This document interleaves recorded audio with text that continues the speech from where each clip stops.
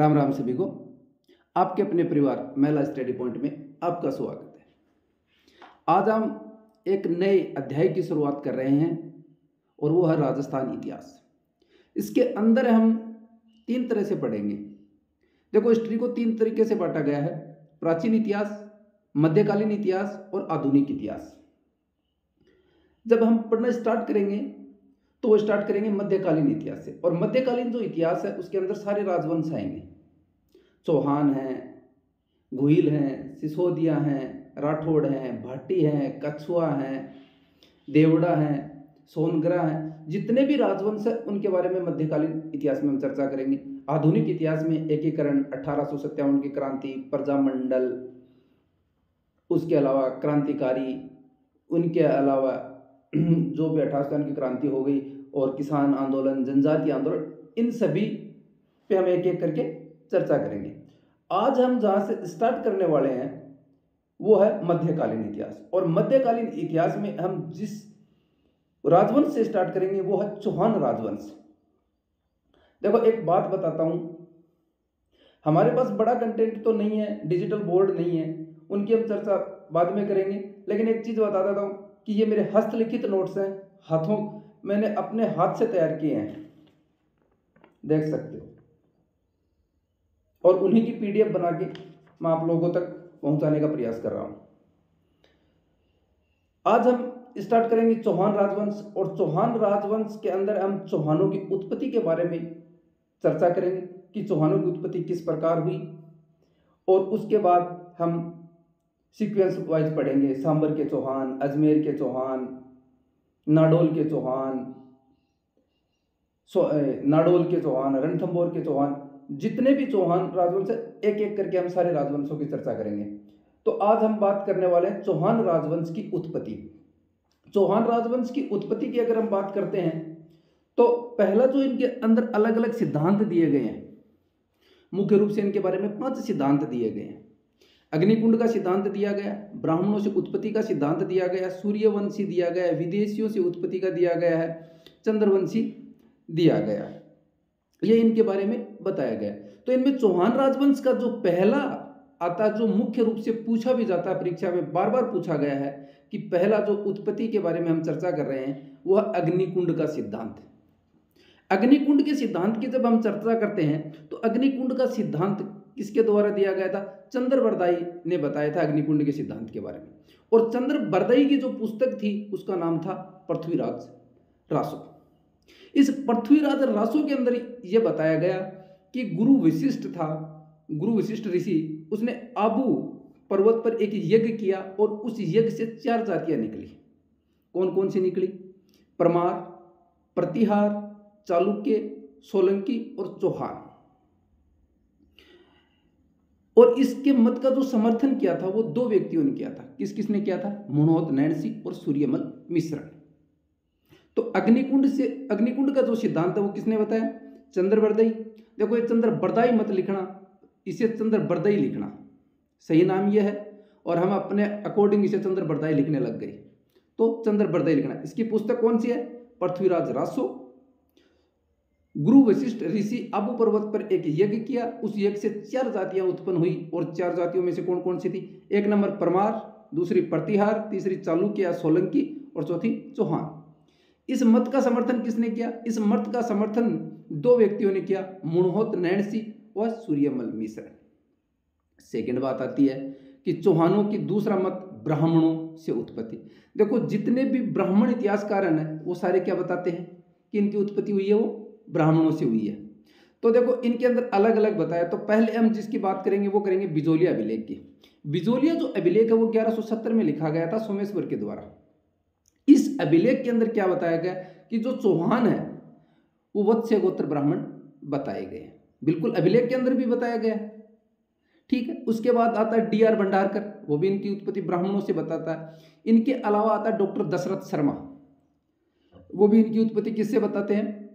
ब्राह्मणों से बताते हैं। किससे बताते हैं? ब्राह्मणों से बताते हैं। डॉक्टर दशरथ शर्मा की एक पुस्तक है द अर्ली चौहान। कौन सी पुस्तक है? The early Chauhan dynasties. एक minute,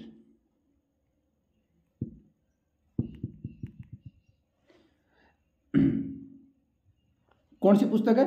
the early Chauhan dynasties. और चौथा जो व्यक्ति आता है वो आता है नियामत खां। कौन आता है? नियामत खां। और नियामत खां को एक अलग नाम से भी जाना जाता है, उसका नाम है कविजान। किस नाम से जाना जाता है? कविजान। और इसकी एक पुस्तक है कायम रासो। तो ये 4 जगह हमें किस चीज का वर्णन मिलता है? 3 तो इतिहासकार हमें बताते हैं कि इनकी उत्पत्ति ब्राह्मणों से हुई है, और एक बिजोलिया अभिलेख हमें ये चीज बताता है कि इनकी उत्पत्ति कहां से हुई है? ब्राह्मणों से उत्पत्ति है। कौन कौन सा बताता है ब्राह्मणों से उत्पत्ति? बिजोलिया अभिलेख 1170 सोमेश्वर के द्वारा लिखा, इसमें वत्स्य गोत्र ब्राह्मण बताया गया। दूसरा व्यक्ति है D.R. भंडारकर, उसने भी क्या बताया? ब्राह्मणों से उत्पत्ति। तीसरा व्यक्ति है डॉक्टर दशरथ शर्मा, उनकी एक पुस्तक है द अर्ली चौहान डायनेस्टीज, उसके अंदर क्या बताया गया? इनकी उत्पत्ति कहां से बताएगी? ब्राह्मणों से। और चौथा व्यक्ति आया नियामत खां, और उनकी पुस्तक कौन सी है? कायम रासो, जिस नियामत खां को कवि जान भी कहा जाता है, उसके अंदर भी ब्राह्मणों से उत्पत्ति का जिक्र किया गया। उसके बाद देखो विदेशियों से उत्पत्ति आती है इनकी। किससे उत्पत्ति आती है? विदेशियों से। किससे उत्पत्ति आती है? विदेशियों से। देखो विदेशियों से जो उत्पत्ति है वो किसने बताई? 3 विदेशी थे। जो विदेशी होंगे वो विदेशियों से उत्पत्ति बताएंगे। 3 विदेशी, जितने भी विदेशी आए विदेशियों से उत्पत्ति बताई चौहानों की। कौन कौन थे? एक तो अपने इतिहासकार जो राजस्थान इतिहास के पिता कहे जाते हैं, उनका नाम है कर्नल जेम्स टोड। पहले तो वो कर्नल जेम्स टोड ने इनकी जो कुछ समानताओं के आधार पर इन्हें शक व शीतियनों के साथ जोड़ दिया। उसके बाद आए विलियम क्रुक, उन्होंने भी इन्हें विदेशियों की संतान बताया। और तीसरे व्यक्ति थे विसेंट स्मिथ, इन्होंने भी इनको किसके बताया? विदेशियों की संतान बताया। लेकिन इस मत का एक आदमी ने विरोध किया था, विदेशियों की संतान मत का जो विरोध किया था, उस व्यक्ति का नाम था गौरीशंकर हीराचंद ओझा। उन्होंने कहा कि नहीं, ये ओझा जी बताते हैं इन्हें सूर्यवंशी। अगला इन्हीं के बारे में पढ़ेंगे। 3 मत पढ़े। पहला अग्निकुंड, किसने बताया? चंद्रबरदाई। पृथ्वीराज रासो के अंदर गुरु विशिष्ट एक यज्ञ करते हैं आबू पर्वत पर, उनमें से 4 जातियां निकलती हैं, और उन जातियों से क्या बताया? इनकी उत्पत्ति बताई। प्रतिहार, परमार, चौहान और सोलंकी, इन जातियों। उसके बाद आता है इनकी उत्पत्ति ब्राह्मणों से। तो ब्राह्मण जो थे उन्हें बिजोलिया अभिलेख में बताया गया, डॉक्टर दशरथ शर्मा ने बताया, और D.R. भंडारकर ने, और कायम रासो के अंदर कवि जान यानी नियामत खां ने बताया। विदेशियों में 3 विदेशी आए, उन्होंने बताया, colonel James Tod, William Crooke और विसेंट स्मिथ। कर्नल टोड ने तो इनको किसके साथ जोड़ दिया? शक और शीतियन के साथ जोड़ा। और इस मत का जिसने विरोध किया था वो थे J.H. ओझा, मतलब गौरीशंकर हीराचंद ओझा ने इनका विरोध किया। चौथी बात जो कर रहे हैं, चौथी बात वो आएगी सूर्यवंशी। सूर्यवंशी कौन बताता है? सूर्यवंशी जो बताते हैं वो 6, एक अभिलेख बताएगा और 5 व्यक्ति बताएंगे। सूर्यवंशी मैंने बताया था, ओझा ने किसका क्या? विदेशियों ने, जो विदेशियों की चौहानों की उत्पत्ति विदेशियों से बताई, उनकी क्या किया था? इन्होंने विरोध किया था। और गौरीशंकर हीराचंद क्या कहते हैं कि ये सूर्यवंशी है। एक है विग्रहराज चतुर्थ का अभिलेख, उसमें भी चौहानों को क्या बताया गया है? सूर्यवंशी बताया गया है। जैनक की एक पुस्तक है जैनक की पुस्तक है पृथ्वीराज विजय, उसके अंदर भी इन्होंने सूर्यवंशी बताया गया है। उसके बाद पद्मनाभ की जो पुस्तक है कन्नड़ प्रबंध, उसमें भी सूर्यवंशी बताया गया है। चंद्रशेखर की पुस्तक है सुरजन चरित्र, उसके अंदर भी इन्होंने सूर्यवंशी बताया गया है। और नैनचंद्र सूर्य की पुस्तक है हमीर महाकाव्य, उसके अंदर भी इन्होंने क्या बताया गया है? सूर्यवंशी बताया गया है। सूर्यवंशी। उसके बाद आता है चंद्रवंशी। क्या आता है? चंद्रवंशी। चंद्रवंशी की अगर हम बात करें, देखो चंद्रवंशी इन्होंने जो इनको जिसने बताया वो बताया गया है 2 अभिलेखों के अंदर। एक अभिलेख आता है आबू का अचलेश्वर अभिलेख, और दूसरा आता है पृथ्वीराज द्वितीय का हास्य अभिलेख। कौन सा आता है? पृथ्वीराज द्वितीय का हास्य अभिलेख, उसके अंदर बताया गया है। हमने 5 चीजें पढ़ी हैं। 5 मत दिए गए चौहानों की उत्पत्ति के। कौन कौन से मत पढ़े? अग्निकुंड से उत्पत्ति, सेकंड ब्राह्मणों से उत्पत्ति, थर्ड विदेशियों से उत्पत्ति, चौथी सूर्यवंशी से उत्पत्ति, और 5वीं चंद्रवंशियों से उत्पत्ति। अलग अलग इतिहासकार थे जो आए, उन्होंने उस हिसाब से उनको जैसा लगा उन्होंने लिख दिया कि इनकी उत्पत्ति कहाँ से हुई। किसी ने तो ब्राह्मणों से उत्पत्ति बता दी, किसी ने चंद्रवंशियों से बता दी, किसी ने सूर्यवंशियों से बता दी, और किसी ने अग्निकुंड से बताई, तो किसी ने विदेशियों से बता दी। ये तो थे इतिहास में मत कि चौहानों की उत्पत्ति कहां कहां से हुई। यहां तक तो मैं मानता हूं कि आप लोगों के समझ में आएगा। लिखने की जल्दी मत करना, टेलीग्राम का लिंक दूंगा, टेलीग्राम में पीडीएफ डालूंगा, वहां से जाके आप आराम से नोट्स बना लेना। लास्ट में आपको टेलीग्राम का लिंक मिल जाएगा, वहां से जाके आप नोट्स आराम से बना लेना। अब देखो आगे हम बात करते हैं उत्पत्ति स्थल की, कि चौहानों की उत्पत्ति का जो प्रारंभिक स्थल था वो कहां था। तो चौहानों की जो प्रारंभिक उत्पत्ति का जो स्थल था वो था सांबर, प्रारंभिक स्थल सांबर या सपादलक्स। और इनकी जो प्रारंभिक राजधानी थी वो थी अहिछत्रपुर नागौर। कौन सी जगह? अहिछत्रपुर नागौर। एक चीज बताता हूं, प्रारंभिक स्थल जो सांबर था, और यहां का जो चौहानों का संस्थापक जो था, वो चौहानों का संस्थापक किसे माना जाता है? वासुदेव चौहान। और सांबर में चौहान वंश की नींव किसने डाली थी? वासुदेव चौहान ने डाली थी 551 ईस्वी में। That is clear. देखो चौहानों की मैं शाखाओं के बारे में बात करता हूं कि चौहानों की शाखा कहां कहां है। राजस्थान में पूछ लिया जाता है कि उस जगह पे कौन से चौहान है। तो देखो सांबर में वासुदेव चौहान ने 551 में। कल हम ये पढ़ेंगे, सांबर के चौहान ही पढ़ेंगे, स्टार्टिंग यहीं से करेंगे। प्रारंभिक राजधानी भी अहिछत्रपुर नागौर थी, और प्रारंभिक स्थल कौन सा था? सांबर सपादलक्स था। तो इसके अंदर किसने डाली थी चौहानों की नींव? वासुदेव चौहान ने 551 में। उसके बाद नाडोल में लक्ष्मण सिंह 960 में, फिर अजमेर में अजयराज 1113 के अंदर, जालौर में कीर्तिपाल 1181 में, सोनगरा चौहान थे जालौर के अंदर, रणथंभौर गोविंदराज 1194 में, बूंदी के अंदर देवा 1241, हाड़ा चौहान, और सिरोही के अंदर लूंबा 1311 में, देवड़ा चौहान, और कोटा में माधो सिंह 1631 में हाड़ा चौहान।